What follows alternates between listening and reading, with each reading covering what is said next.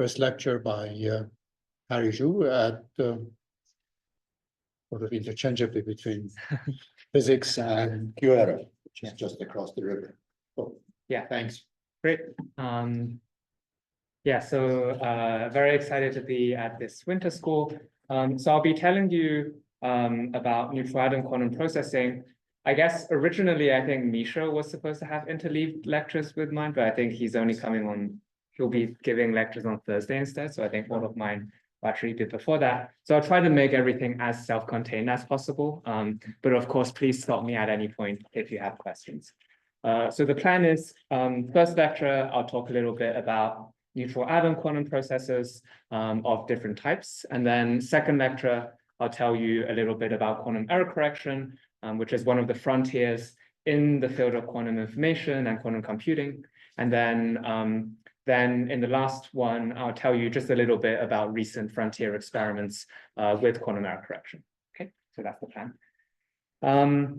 So neutral atoms are a very nice platform. And actually, you can even access some of these neutral atom quantum processors online. So on AWS, there's this Aquila system, which is an analog neutral atom quantum processor. I'll tell you more about that in a moment, which you can access.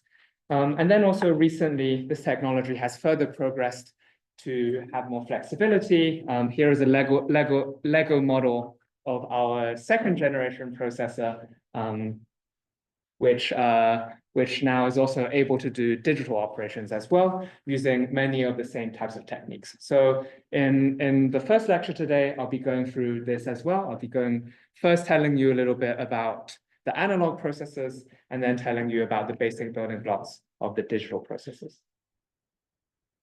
Great. So how do these neutral atom quantum processors work? Let's take a look at just like very basic atomic physics, what the full cycle of something like this looks like. So our qubits are individual atoms. More precisely, there's certain states in the individual atoms. And the first thing that you want is, of course, to be able to get individual atoms, right? So the first thing is to use some very well-established atomic physics techniques to load what's called a magneto-optical trap. This is about 100,000 atoms in that little bright dot that you see in the middle there. And so it really gives you techniques with AMO to be able to control and manipulate many atoms. And from this, you already see that actually getting a lot of qubits isn't necessarily the issue. The challenge is really controlling these qubits well. Okay? So we load these atoms into these optical traps. Right now, it's just kind of a little bit more like a cloud of atoms. And so the next step is really to try to load it in a way such that you have individual atoms in individual tweezers. So in this case, we overlap some individual optical tweezer beams with that magneto-optical trap. This will then hold on to some of the atoms. Through some collisional processes, you actually get this loading in which each trap has only 0 or 1 atoms. So the typical loading occupation is around 60%, although you can also use techniques. There are atomic physics techniques that allow you to have something like 85 to 90% loading. Yes.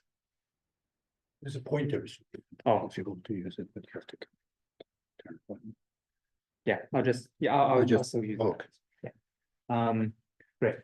So you can see that there's this non-deterministic filling, which of course, if you want to actually do a particular computation or an analog simulation, maybe that's not so nice.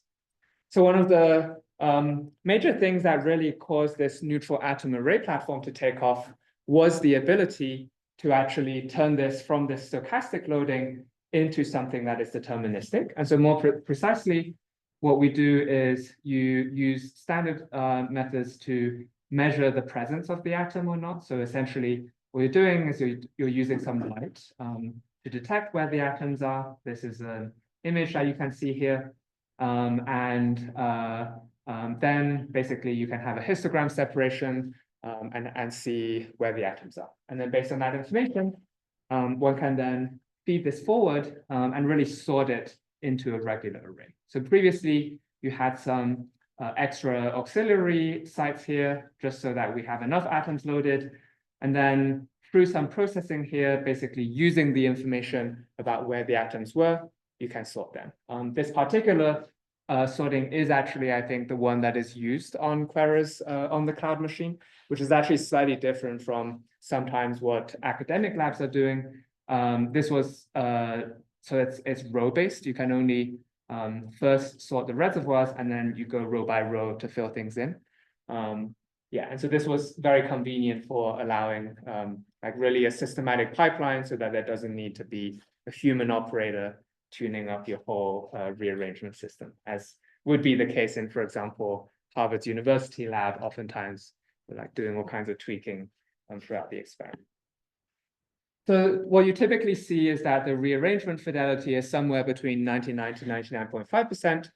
It's not 100%, but it's still fairly good. And you can also take another image here just to make sure that you see which shots you really had good rearrangement. And that gives you a very good starting point for then actually going into the quantum part of the system. So after we've sorted these sites, I guess this particular one actually has some defects, but usually you really try to sort them as well as possible. One then tries to initialize the quantum state of the atom. So previously, we've only initialized whether there is one atom in each of these optical traps. Now we'll also initialize the quantum state. Yes? They have a stupid question from No, yeah. So is the atom still lives in the trap after you do the fluorescence? Yeah, so at the same time as imaging the atom, there's also a cooling light that simultaneously keeps the atom cold and keeps the atom like in there. And so at the end of these sequences, usually, yeah, the temperature is like 10 microkelvin or so. Yeah, so they're all in the trap relatively cool. Okay, so we've initialized the presence of the atom. Now we want to initialize it into a certain quantum state. And yeah, I guess this is not shown here, but maybe I will just pour it out a little bit for concreteness. So, so in terms of the atoms, you have the atom's electronic ground state, and then you have some other states that I'll get into in a moment. Within this, so this is like kind of the electronic ground state. And then within this, there's actually multiple states that one has. So I'll just talk about rubidium. The typical energy level structure roughly looks like this. So this is called the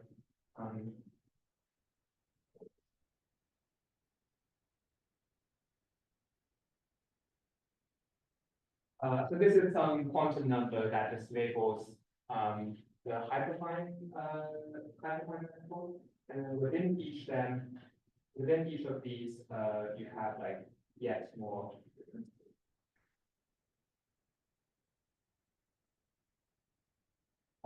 Does this roughly make sense to people? I know not everyone might be like familiar with atomic physics. Okay, great.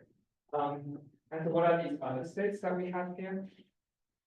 So for rubidium, we eventually want to go to a Rydberg state.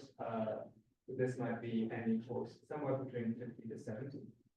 And then there's yeah, so I guess there's an intermediate state that we essentially use 2 photons to excite a particle. So this is off resonant with some detuning, and you have a 2 photon process such that the atom can get excited from this manifold somewhere up to the Rydberg state, which I'll get into a little bit more detail. One thing to note, yeah, actually I'll only say this much before returning to it. Yeah. Any questions about this?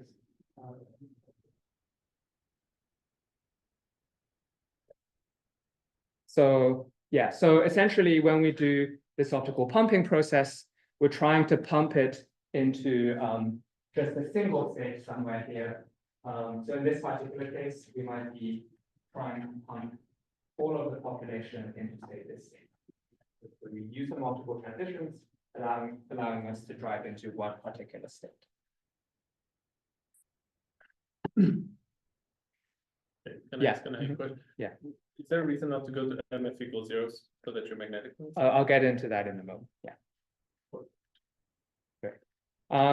So we popped into one particular state, and now we'll finally do kind of what you might actually think of as like the real actual quantum mechanical evolution of interest. So you do some Hamiltonian evolution, which I'll also go into a little bit more detail in a moment. And then at the end, after you've done that evolution, then you can again image your atoms, see where they are, see whether they're in state 0 or 1, and that will give you information about the actual resulting quantum state of the full evolution. So I'll just show like one movie of this in operation. This I think is actually like the console view when they're actually using this machine. So you have on the left the stochastic loading. The middle one is after sorting. So you see in the middle region, most of the sites are in fixed spaces. And in this particular case, I think not much non-trivial evolution is being done. So you see that most of the atoms still stay at the end. Maybe I'll play this again.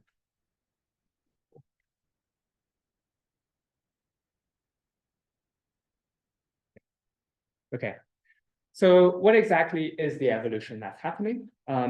So we have these atoms in certain sites, in certain configurations, and essentially we'll be programming in these analog simulation modes typically two things. So the first thing that you can program is the geometric layout of the atoms.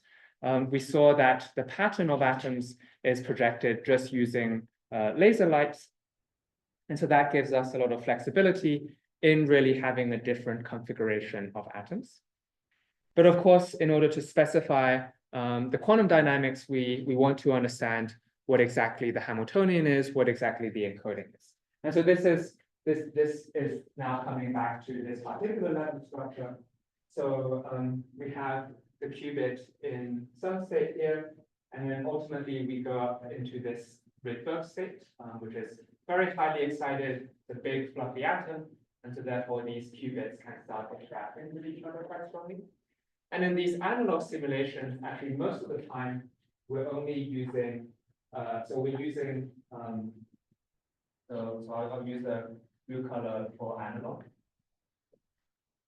So we're typically using this here, and one of the states up here. Okay.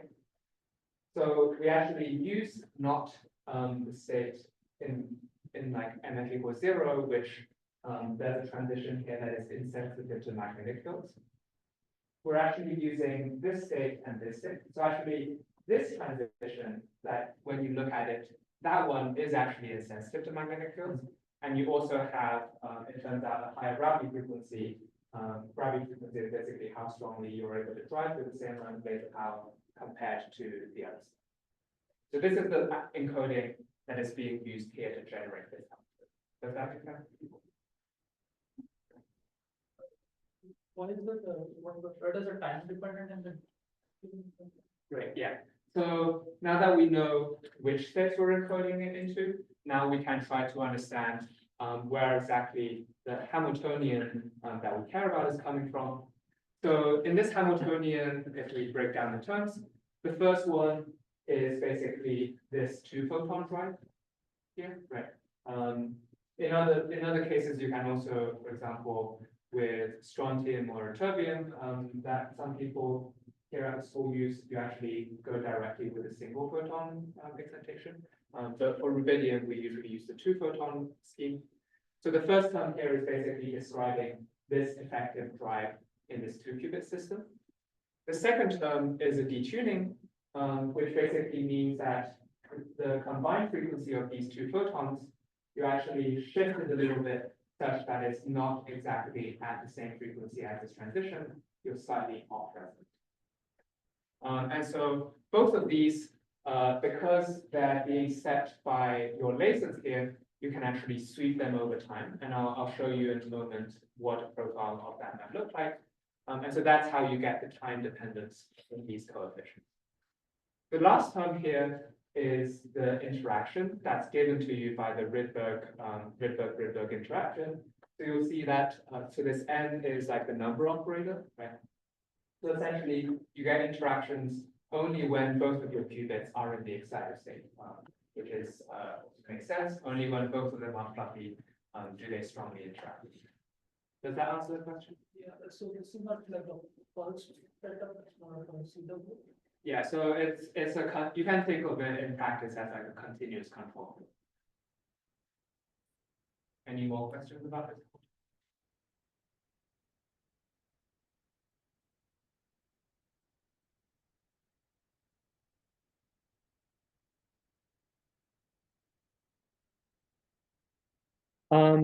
So in practice, of course, there are some geometry constraints, and these are, I think, a little bit more specific to the way that things are programmed on this cloud accessible device that Quora has.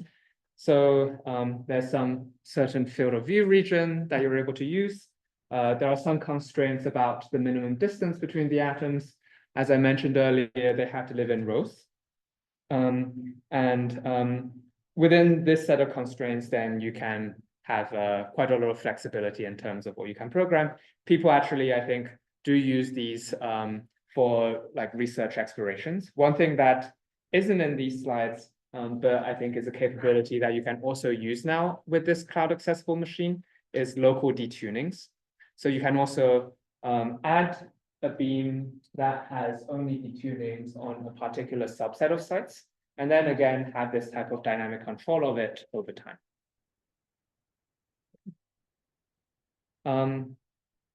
We were also talking briefly about the profiles. So in terms of the different parameters, you have the Rabi frequency, the detuning, the phase of your drive. All of these, you have some programmability, but you also have some constraints in terms of how you're specifying them. So for example, they might be only piecewise linear for the Rabi and the detuning with a maximum ramp rate, and then like a piecewise constant phase profile. Yeah. And of course, in practice, there will be some slight deviations from this, but to leading order is calibrated to compensate those effects out. Okay. Any questions so far? Okay. Oh yeah. What is it? Yeah. This is just when you specify the geometry, you're not allowed to put two atoms, like the sites. The site pattern can be pretty arbitrary, but there's a bound on like how close two sites are allowed to be in the program. It's more a calibration thing in order to be able to do like very arbitrary patterns. They basically chose this particular constraint. Otherwise, sometimes I think the beam qualities were starting to get compromised in the SLM generated traps. Yeah. Disadvantage closer for the lessons. That's not physically. Yeah, so I think yeah, it's more on the hardware side. Yeah. Yeah, there's no like physics reasons why you wouldn't want to put them closer. Yeah. Yeah. Sorry, is the 4 microns the pixel size of the SLM, be precise? No, it's like I think the effective pixel size is a lot smaller than that. Okay. It's more like interference that's limiting. Yeah, Aaron? Yeah, so the delta R, that's your river blockade distance or sorry? No, what did that? I think actually this might be like but this is basically in terms of, so you're only allowed to put two sites 4 microns apart, but then when you specify the site locations, there's like 0.1 micron spacing. So you're allowed to put them like 4.1, yeah. Was there a question in the front as well? Yeah. I have a question about the next page. The next page? Yes, so what is the shortest time scale you can achieve by this dynamic ability? So shortest time scale? Yes. Yeah, I actually don't remember out of the top of my head. Yeah. I think the longest time scale is set by like some Rydberg decay time scale considerations. Yeah, I actually don't know what the short How is. fast you can turn on something or turn off something? I think the ramp rates that you see here are pretty representative. They're limited by I think the acousto-optic modulator. Yeah.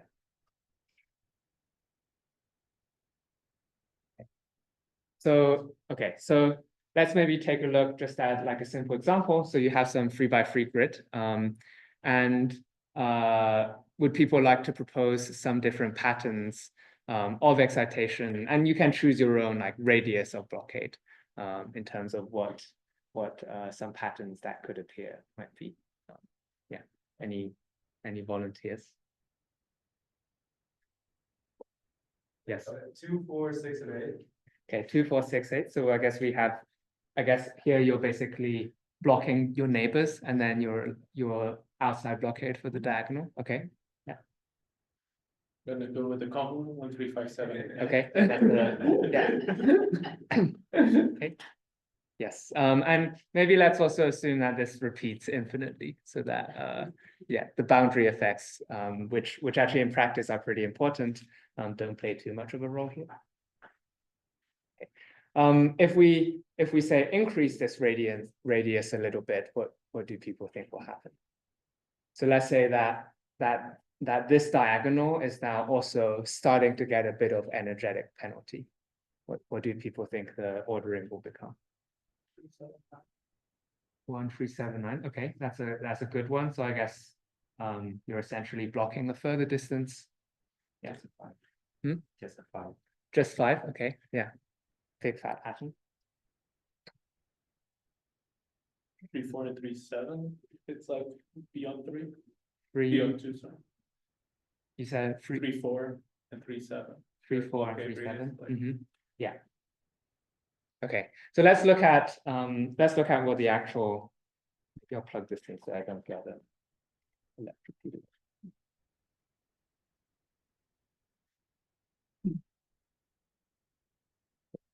So let's actually look at the actual phase diagram that people found. This particular one was numerically and then also later on confirmed experimentally. So this one we already got. As you increase the radius, actually eventually you transition into something like this. So it's one side offset there. But so here you have separation 2, and then this one I think is square root 5. Both of these are kind of, in some sense, pretty classical, right? You have like excitation or no excitation, but actually in certain regions, you can also get cases where you have some finite excitation. And it turns out that this gives you just enough balance between getting the energy gain from the detuning part and trading off against like the energy penalty from your blockade. So you can actually get this case in which I think is like 80%, 20% population in this somewhat more interesting configuration. So even with something that is a pretty regular square grid, relatively simple Hamiltonian, you can get a lot of variety. And people then had a lot of studies of different types of phases with for example, I think it's a Ruby lattice.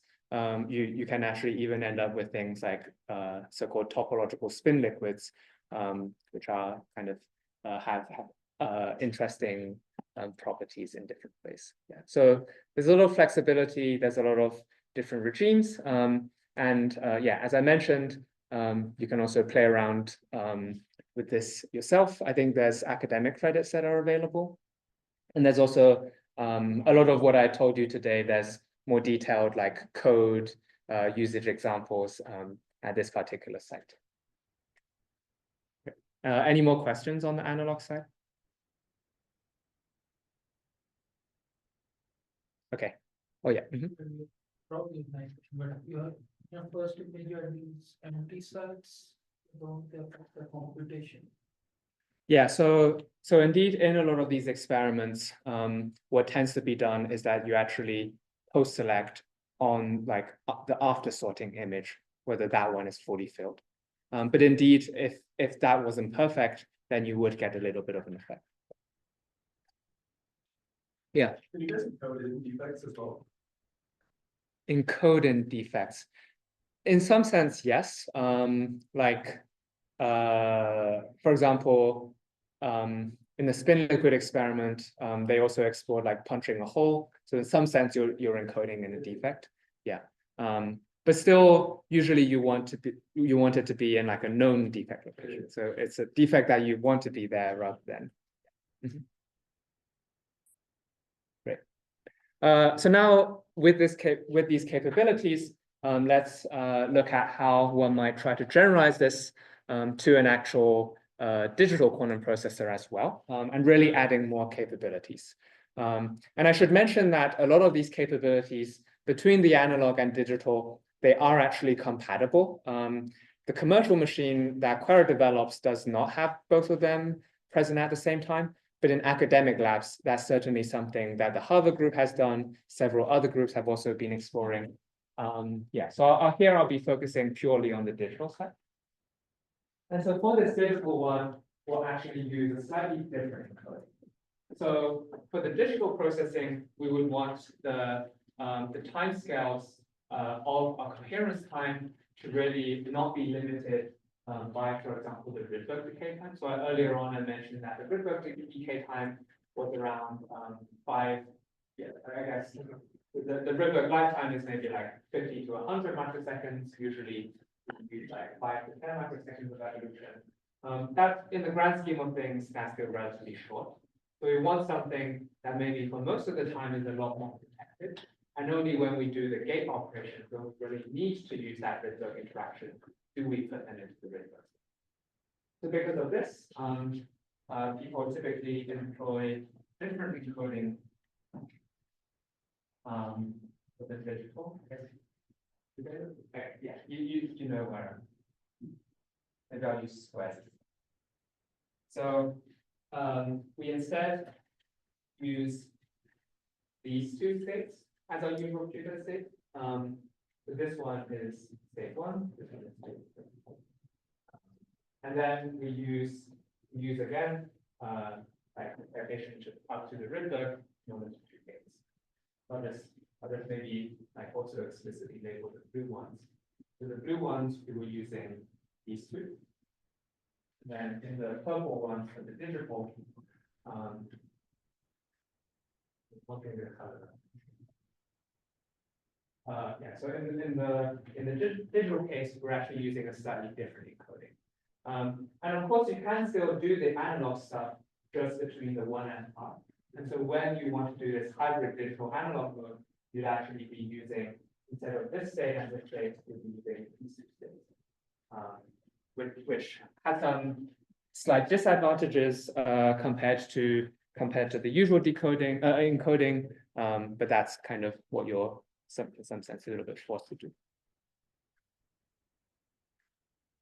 So there's this dynamically reconfigurable architecture for neutral atom digital processing, which I think is a very interesting and exciting architecture and has brought a lot of new ideas into the field.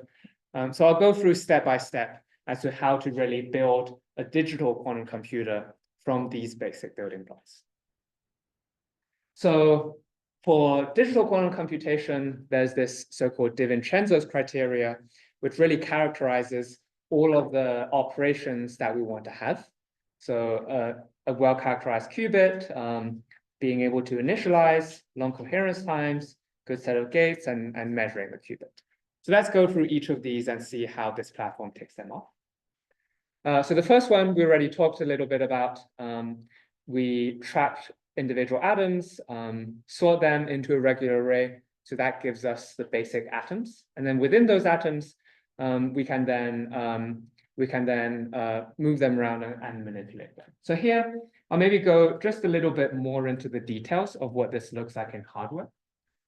So we have the atoms that are trapped somewhere here. And there's actually usually two sets of traps. One is this spatial light modulator, or SLM, some people were mentioning earlier. This generates a bunch of static traps in your system.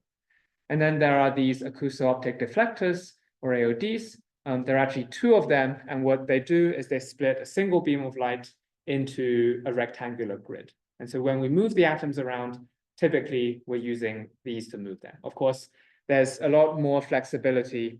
I think there are creative variations of this, but this is what we mostly do. And so then you can pretty regularly now load like thousands of atoms. There's this Manuel Andres group paper that shows, I think, 12,000 sites and over 6,000 atoms, very impressive. And then you can sort them into like a defect-free array. So we have these qubits, and now we want to really control and manipulate them. One of the really nice insights that came out, I think, initially from the Harvard lab was really that you can actually use these same tools that you were using for sorting to also use them to dynamically program the connectivity of the system. So each of these is an atom or a qubit. And in this particular case, these qubits are moving in a grid and then to different locations. Each of these red flashes, red circles is a 2-qubit gate that is being done. And then this connectivity, if you follow it, actually forms the connectivity of a torus. So if you maybe just to follow it a little bit more explicitly, this qubit here, right, it goes to this edge, it goes to this edge, and then it actually crosses overall across the system. So it's kind of periodic connectivity in both dimensions. And so this gives you very nice control over the qubit locations. And then another important feature to note here is that we're moving these qubits around.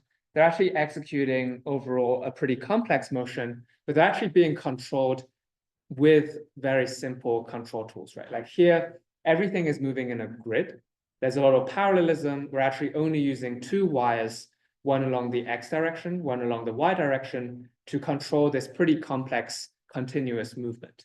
And that's really one of the really nice things of this platform, where you have a lot of control level parallelism, allowing you to do pretty complex things with not too much effort.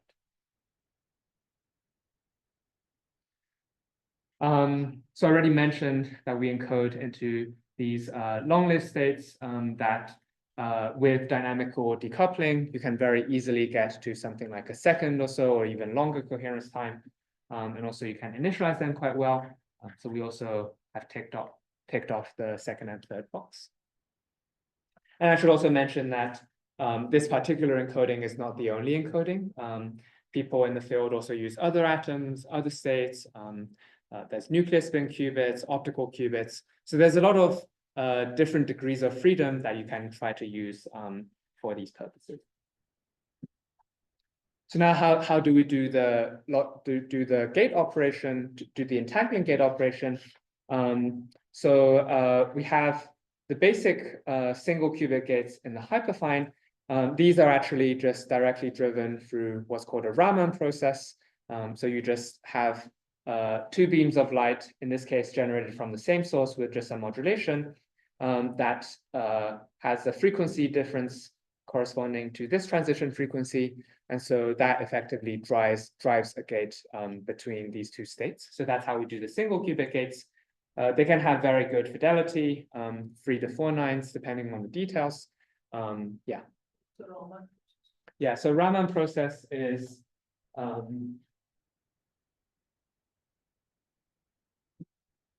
for example, if I have these 2 states that I want to couple, then I have some other state here, and I basically drive with some detuning like this. So then with these 2 photons, I can like essentially go between. So how is it different from the one that you mentioned? I guess in many ways it's very similar. Of course, here is with 2 low-lying states rather than trying to go up. Okay.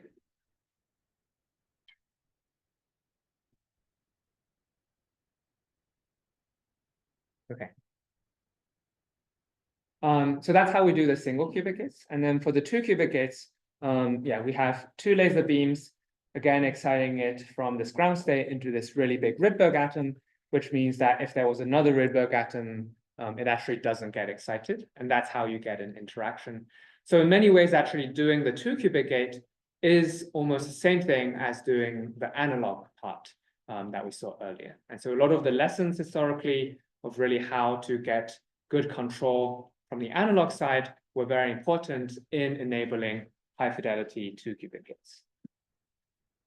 So for the 2-qubit gates, nowadays people are getting pretty regularly 99.5% gate fidelities. I think actually the latest records for a 2-qubit gate is closer to 99.7%.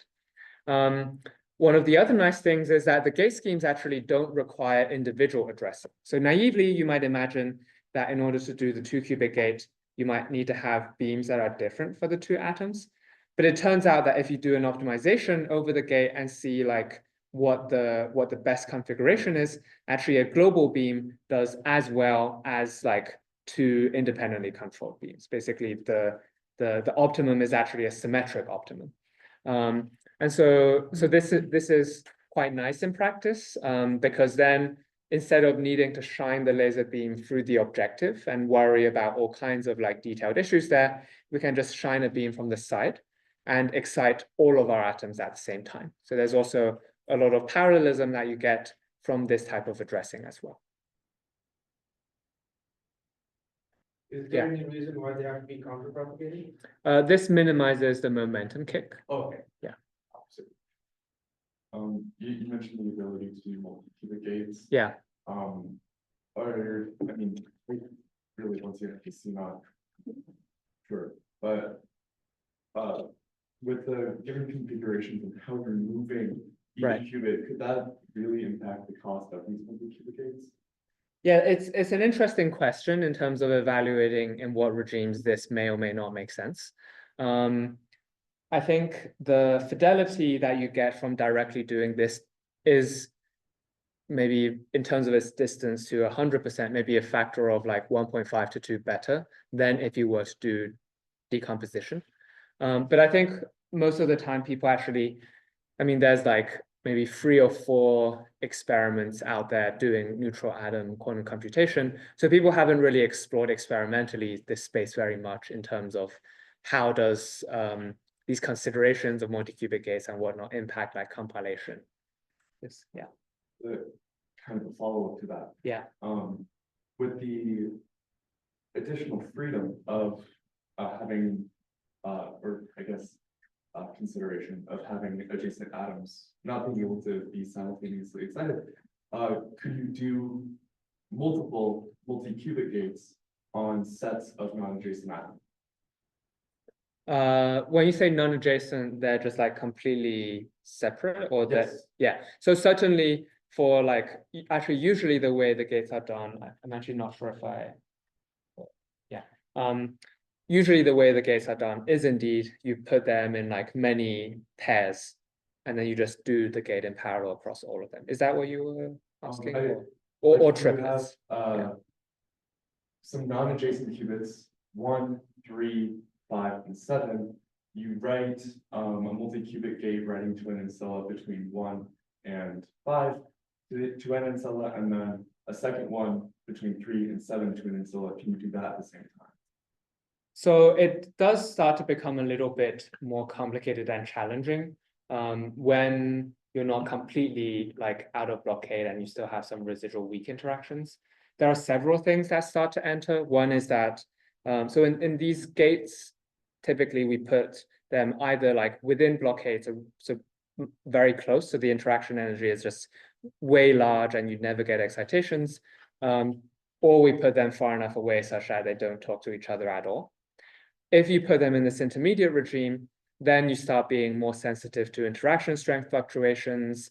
The pulse profiles that you start needing to use are a lot more complicated. So those start to really mess with your fidelities. Yeah.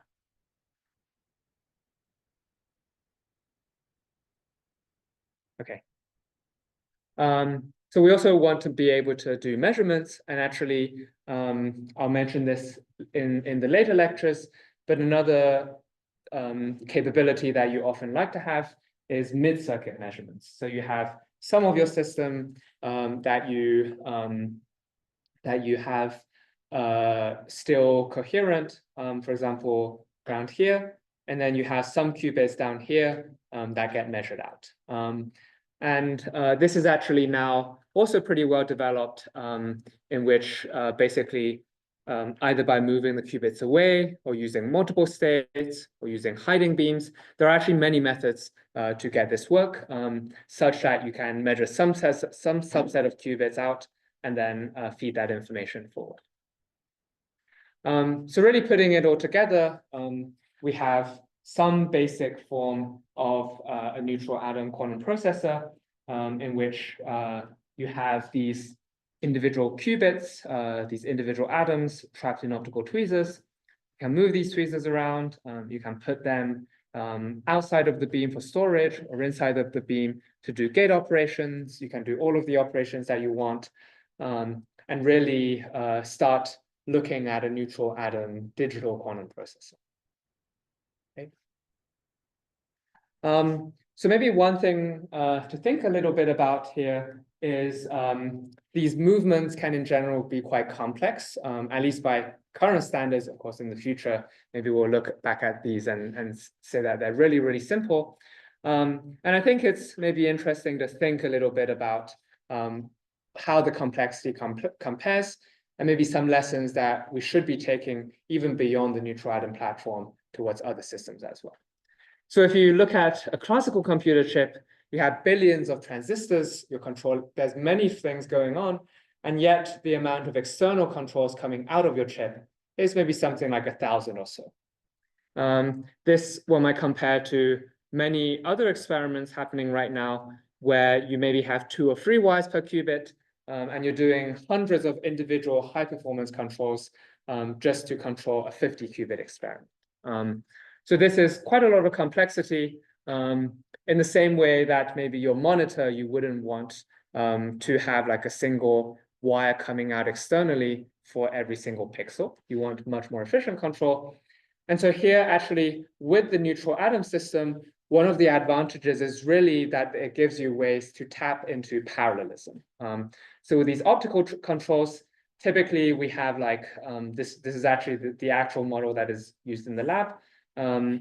These spectrum cards, you just have 2 of these ports coming out, you plug them into the acousto-optic deflector, and this is actually able to control an entire grid of qubits at the same time. And so really then you could imagine a case in which the number of independent controls that you need to have is comparable to the number of logical qubits, not physical qubits, but logical qubits. And that massive multiplexing really gives a lot of advantages, at least for the near-term experiments. This is why these types of complex experiments with logical algorithms that I'll briefly touch on later can be done even with the resources of an academic lab at Harvard. And I think it will be an important theme as we look into the future of different types of quantum hardware. So kind of the frontier of today is really you have these types of early fault-tolerant logical quantum processors. And in the later lectures, I'll of course be talking about quantum error correction and how these types of things are realized in the experiment. But with this, you can really think of different grids of qubits as logical qubits. You have lasers that can do entangling gates, readout, and yeah, you can do high fidelity transversal gates. I'll explain what that means in the later lectures. And you have a lot of these important features that you can tap into here. So like things like non-local connectivity, parallel control that I was really emphasizing. Yeah. So this was a very quick overview of analog and digital processors. I do anticipate the error correction one to take like more than 70 minutes, which is why I kept this one a little bit shorter.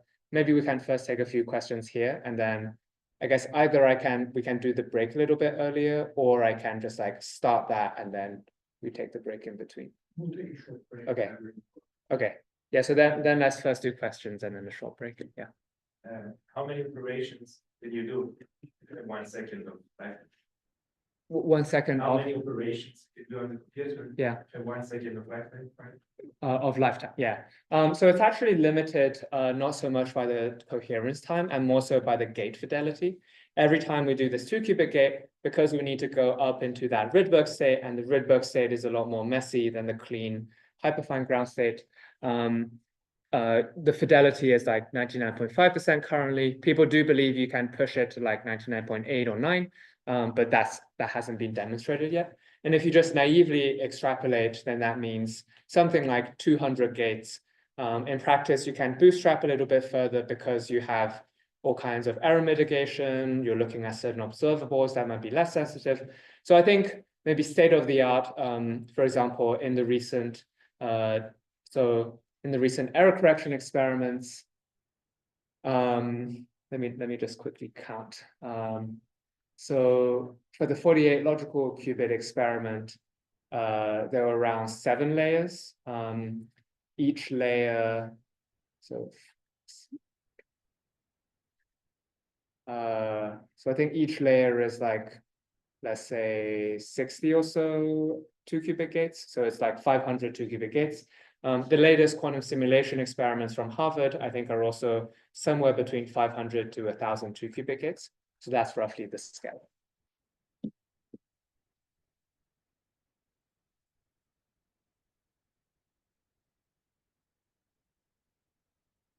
Any more questions? Okay, so maybe we can take a short break and then we'll dive into QEC.